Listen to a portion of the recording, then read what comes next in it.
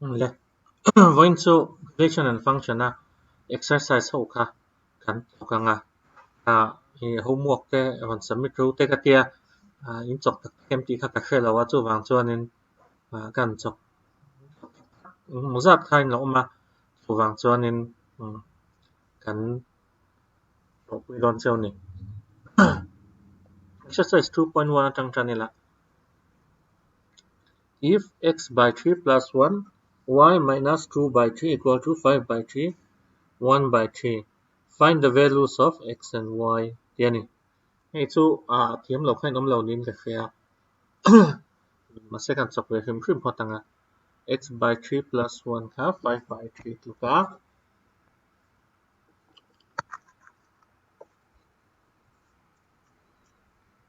x by 3 plus 1 5 by 3 tu ka x by 3 plus 5 by 3 minus 1 x by 3 2 3 5 minus 3 2 5 minus 3 2 3 chan hai 3 half nga x 2 okay y minus 2 by 3 1 by 3 y minus 2 by 3 1 by 3 y2 1 by 3 plus 2 by 3 LCM 1 plus 2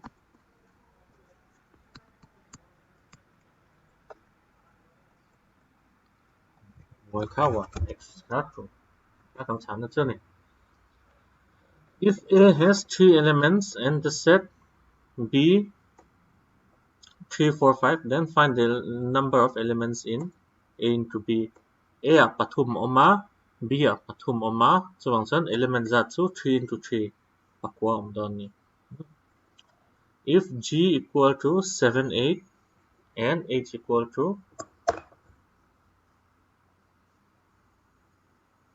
if G equal to 7 8 and G ค่ะ7 8อันเนี้ย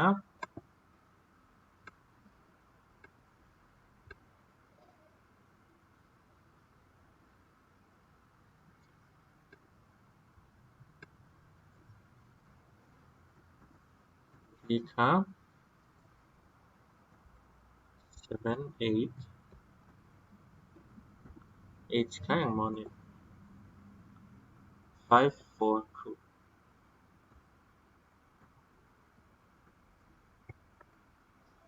มาเสียงอันนี้ส่วน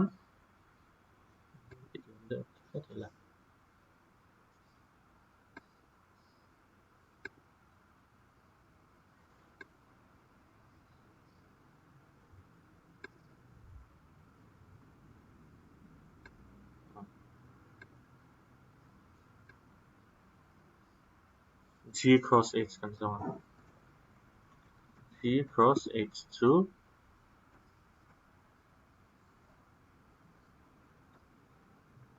starter bracket เหมือนกันมา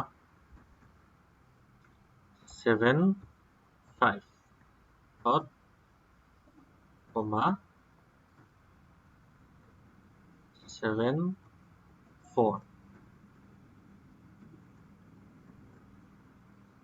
7 2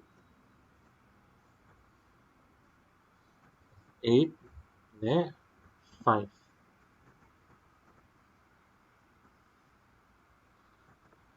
8และ 4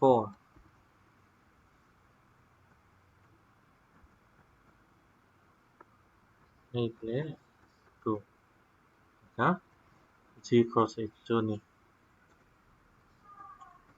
H cross G ไปตรงสู่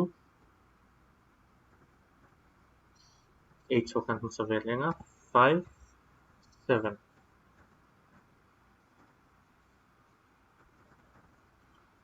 5 8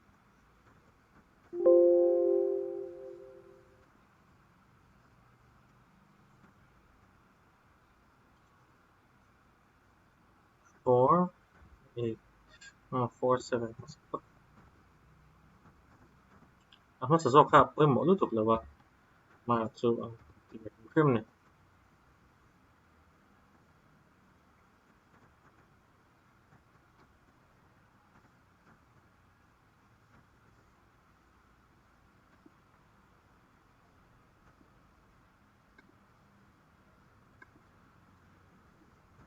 tingin ha ha dan sit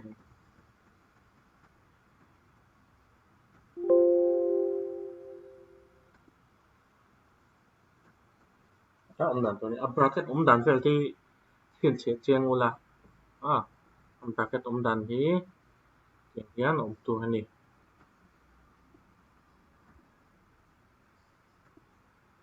ai nang em g cross h le h cross g nang lo ta 75 ka ngoi zo ka tom ven ven ai nang lo ni g cross h le h cross g ai nang lo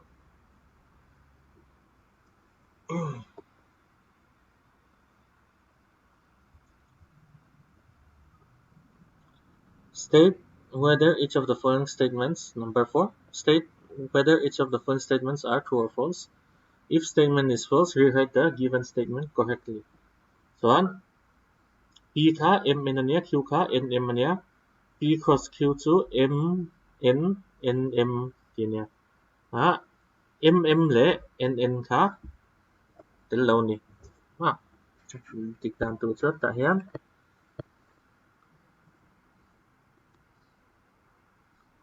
M M tanda nga so on N N ganda tên nào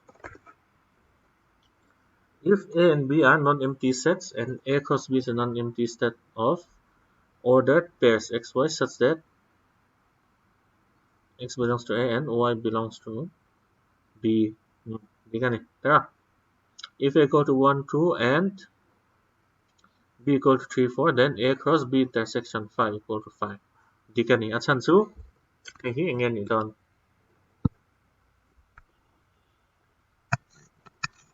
A cross B intersection 5 nga.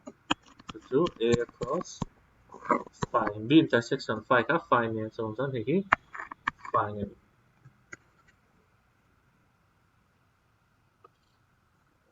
If A equal to 1 minus 1 1 find A cross A cross A.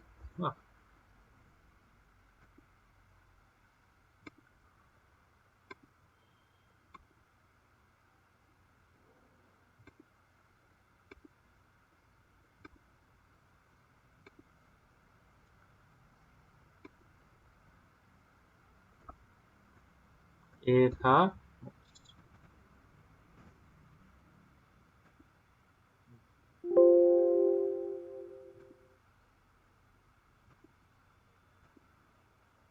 A ka minus 1 comma 1 niya. A cross A. Nilangin dito.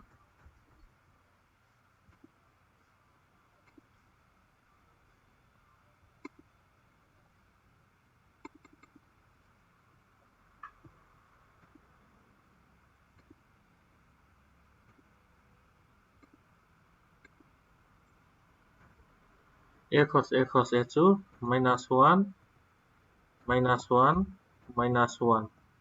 Dinan ka na nga. Minus 1 vet mo. Ang tata 1 ka pakataom na. 1 1 pakataom fe. 1 hi alaya so nang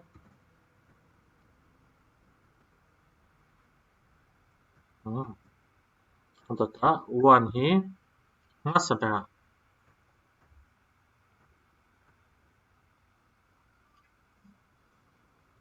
Next one hi same line nó diệt thì câu này mà cho hiện gần riêng về khi mà nghe 1 tất nhiên là minus 1 1 1 1 minus 1 1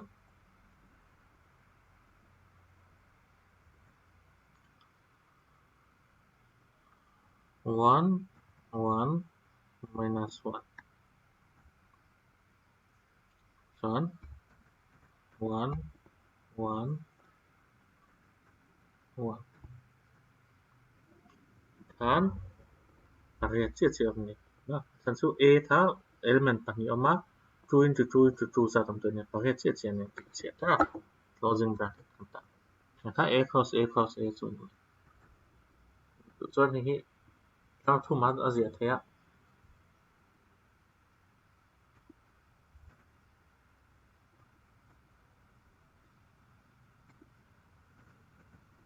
han thiat thiam manum da ban atlar hum sabha chuan minus 1 tlang vek ania adota chuan 1 pakhat che awma adota chuan 1 pahnih awma tawma chuan minus 1 tlang 1 tlang kha zia dan chu ni if a cross b equal to a x a y b x b y find a and b ya a khan ahma sa zo khan don ta engi am thei a le b ta so wang chuan a chu a b b chu x y kha let a equal to 1 2 b equal to 1 2 3 4 c equal to 5 6 d equal to 5 6 7 8 1 a cross b intersection c yani b intersection c tiang number 7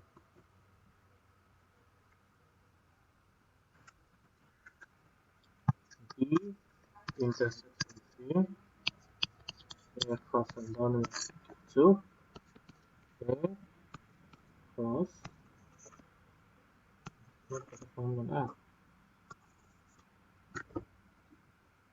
is hanging 1 2 3 4 1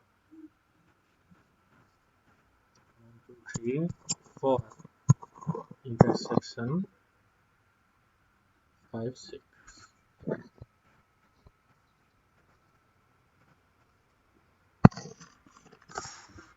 chuan ta hian a cross and intersection number 5 1 here lampang awm lawa 2 pawh awm lawa 3 pawh awm lawa 4 pawh awm lawa chuan chuan hei hi a intersection chu 5 ani chuan chuan hi 5 ani hot chuan hei hian enge tu tih kha a cross b intersection a cross c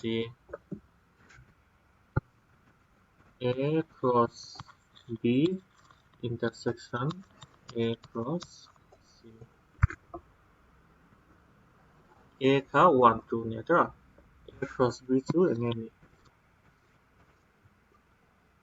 a cross b a chuan 1 1 1 2 1 3 1 4 2 1 2 2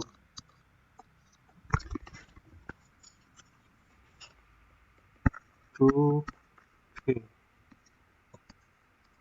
2 4 dan a cross b chuan hei le enge intersection don a cross c chu 1 5 2 5 1 6 2 6 dan han ako mo naman 1 5 kita naman malam pang nam 2 5 po nawa 1 6 po nawa 2 6 po nawa ako mo malay tayo mo so dan hei po hi 5 ton so dan left hand side equal to right hand side is 2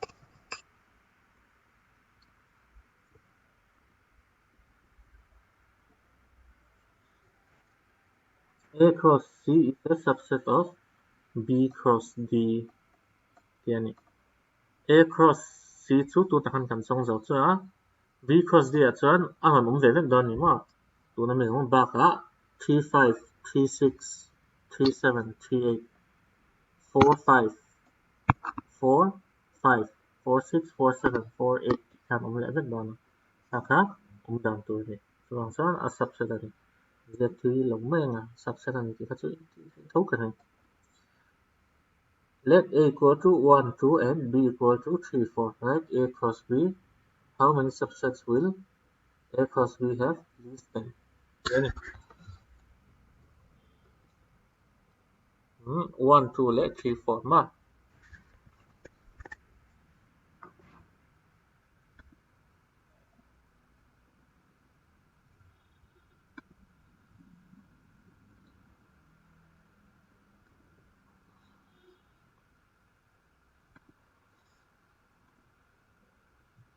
Okay. 1, 2, 3, 4. 1. A cross B to Zani among 1, 3,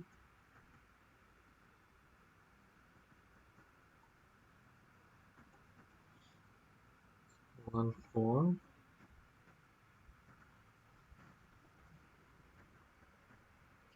2, 3, 2, 4. Ini A cross B. Dan A cross B subset dòng dòng chu ingin ya. Subset om thei dòng dòng. Nah, kata for set nanti kan. For set of A cross B. Subset om thei dòng dòng set kan. Chu ingin yang set masabe chu ngọc lộng na kan. Phải kan. Tốt mẹ. Tốt thật chuan. Thật chi om na ho.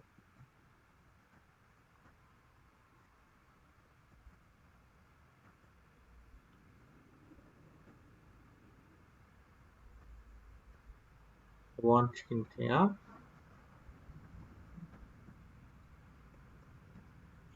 1, 4 thea. Dan 1, 4 kan. Bracket tu tak. Untuk lihat chuan 2, 3. Untuk lihat chuan 2, 4.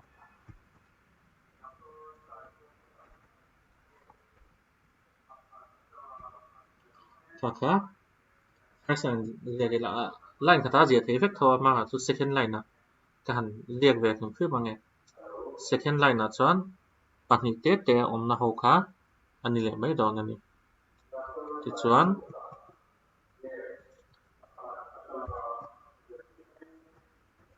1, 3 le 1, 4.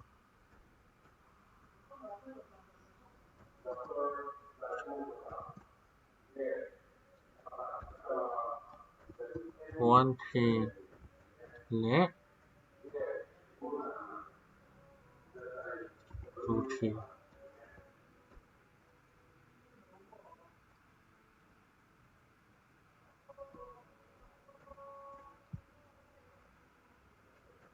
1, 3 le 2, 4.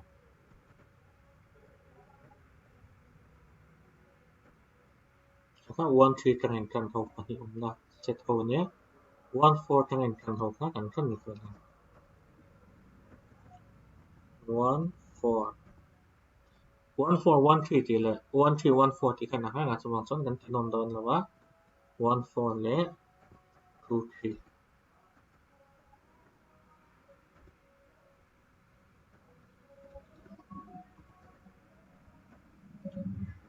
1, 4 le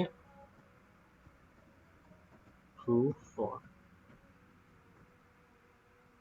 Chuan a top ber nan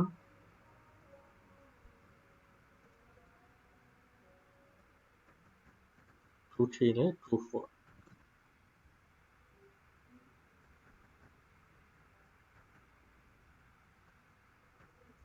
Kaka ni chuan om na ha don ani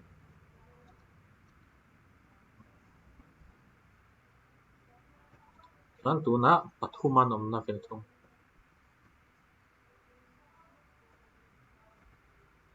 1 3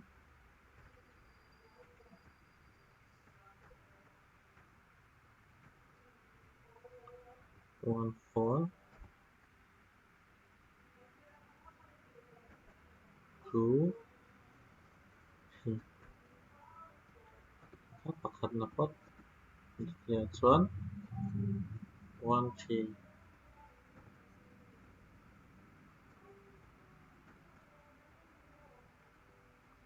1 3 1 4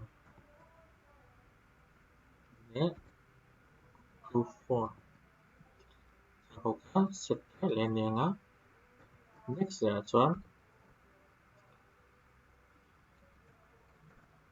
1 4 2 3 2 4 naka thon nom na ni ve lenga thobbe na tan chuan fa ya nom na ta elai mi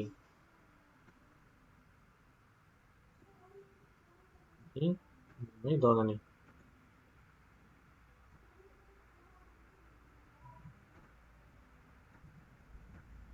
แล้วมัน problem ที่ทวีตได้ว่าอาจจะที่การให้มันทับะเอ็นท่าหนุ่มเดียวตัวง่ายไงอันหนุ่มเนี่ยตัวก็บอกถึงเพจสุดเลยแล้วดูส่วนนี้ถ้าเตียงเราเดียวแค่จะพอขนาดเสียเท่าว่าจะตัวนั้นก็เสียดานที่รู้มั้ยแต่ก็เสียชงนานเนี่ยที่ส่วนฮาร์ดแบบนี้เองอันเตียงอันที่เราคิดว่าไม่ปัญหาอะไรมันอันที่ฮะ set element ในเราโหนี่เพราะแต่ส่วนอัน next line นะ element ปักขัดในเขา element ค่ะ ordered pair ขัดขันเจล่ะมา1 3ที่ค่ะ element ขัดเนี่ยตัวนั้น element ปัจจุบันในเขาตัวนั้น element ปัจจุบันในเขาต่อไปละ element ปัจจุบันในเขาที่ค่ะมันดูแลอันดอทกันอินเสียกับชิ้นตอนเนี่ย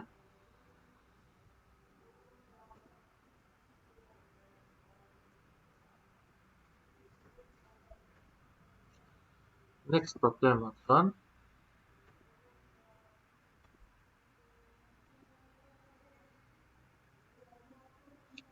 let a equal to let a and b be true such that na equal to 3 and nb equal to true if okay are in a cross b find a and b where x y z are distinct elements a อ่ะจน x y และ z ออกมา b อ่ะจน1และ true ออกมามาถ้าเกิดสู้หาสรุปถูกแล้วว่าแต่เพื่อนอาจารย์มาเรียนงานไม่ละ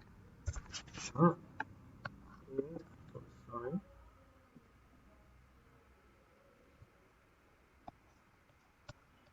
a2 x y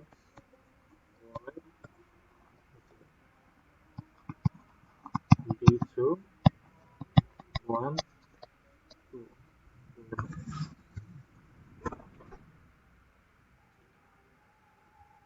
the Cartesian product A cross S minus which are find minus 1 0 0 and 1 find the set A and the remaining elements of A cross A A2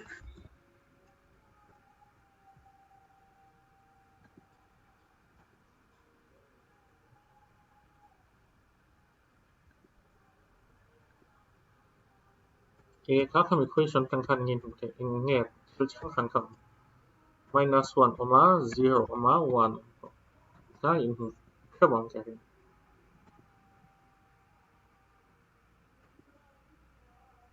this one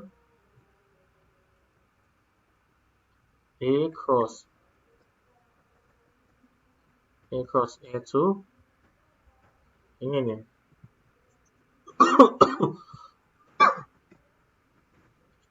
มันจะเป็นอะไรจวน minus 1 0 พอทั้งดอทจวน minus 1 1 ดอทจวน 0 minus 1 0 0 oh tihan minus 1 minus 1 kalau tidak lima minus 1 minus 1 akan tu minus 1 minus 1 ya tuan 0 tengah tengah tu 0 1 ang tengah 1 0 0 1 0 1 1 at tengah hau ve thung chu 1 minus 1 1 0 1 1 hi a cross a chun remaining elements kha ti thang up sa ka pani ne cha x sa kha nge ne minus 1 0 le 0 1 ka kha kan pa remaining na pe bang song ke minus 1 0 le 0 1 pani kan pa ha sa ka chan na chu ni mai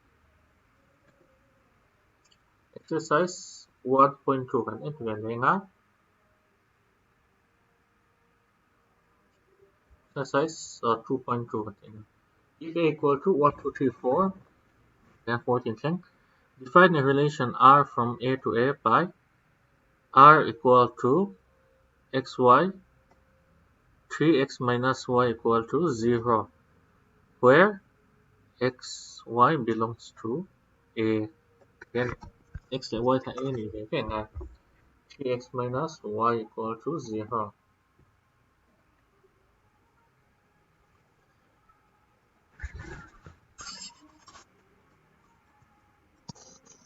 3x minus y equal to 0 so 3x equal to y is equal to y by 3 ito ni from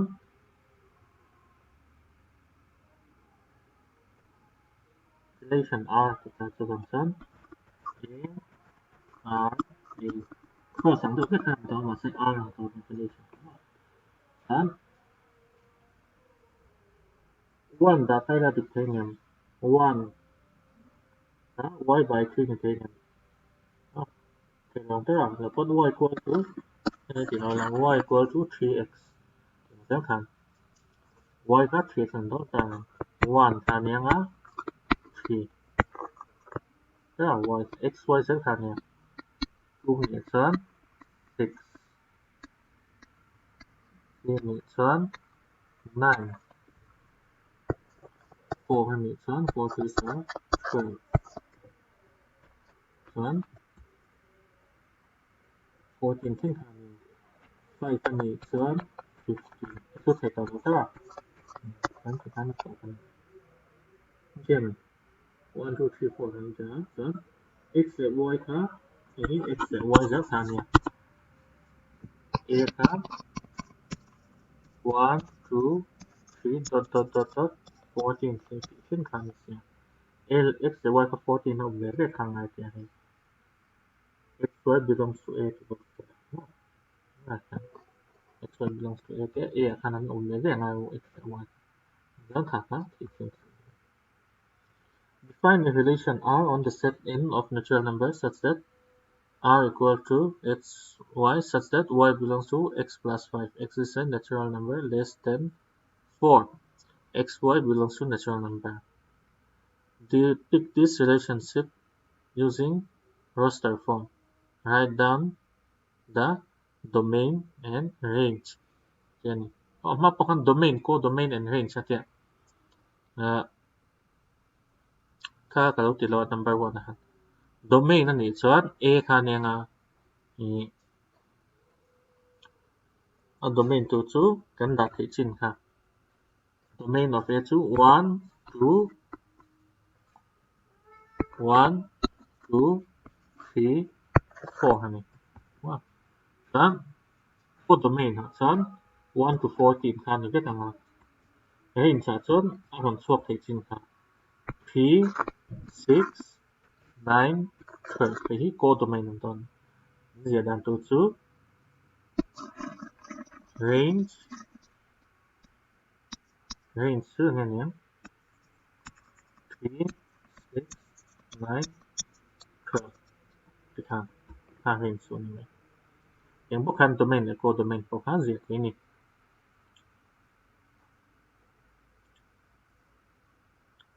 xy equal to x plus 5. X is a natural number less than 4.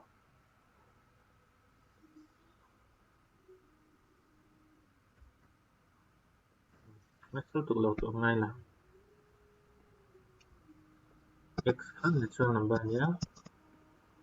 Y thành ra món này đó x plus 5 ra 1, 6, 2, 7, 3, 8. Natural number less than 4 nhé. So, 4 khác cho itu lah. Dan domain and range kita. Domain 2 yang domain 2 1, 2, 3 naman. Range 2 6, 7. Okay. Range 2 naman. Depict this relationship using set roster from Hachu Tsuma akan kita. And the tuning A equal to 1, 2, 3, 4, 5, B equal to 4, 6, 9. Define the relation R from A to B by x, y. The difference between x and y is odd. X belongs to A, y belongs to B. Okay. Right, check it. And R in set roster form. Yeah. So, I'm talking about odd number ni tu ni. Odd number talk to so even ni I'm talking about la and then true le for the even is talking ni. Odd le odd point talking about la 3 le 7 the in talking to 4 ni to even. I'm talking about odd to so pakat ka odd number ni nga pakat ka even ni nga ni.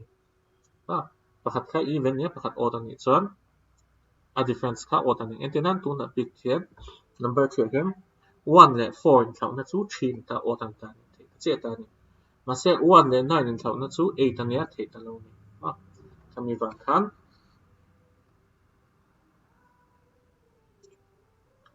define the relation R from A to B. A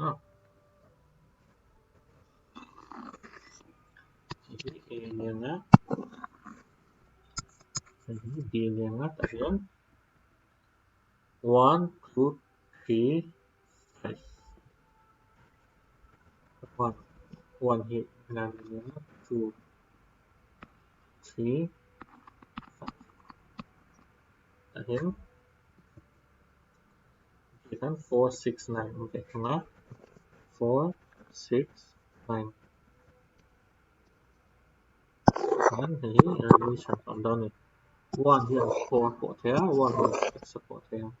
2 to 9 here, 3, 4 here, 6, 5 in 4 here, 6. A relation to Johnny. To John tiếng khen gì lại thế á? Tiếng John khen âm liền John khen gì khen này là phất tiếng khan. Tiếng gì thì đạt bằng hàng khan. 1, 4,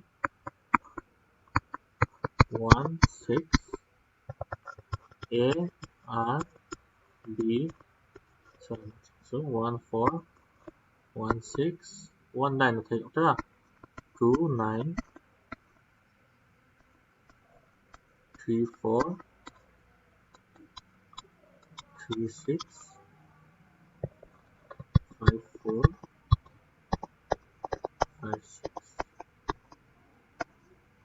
Okay? A, R, B, so.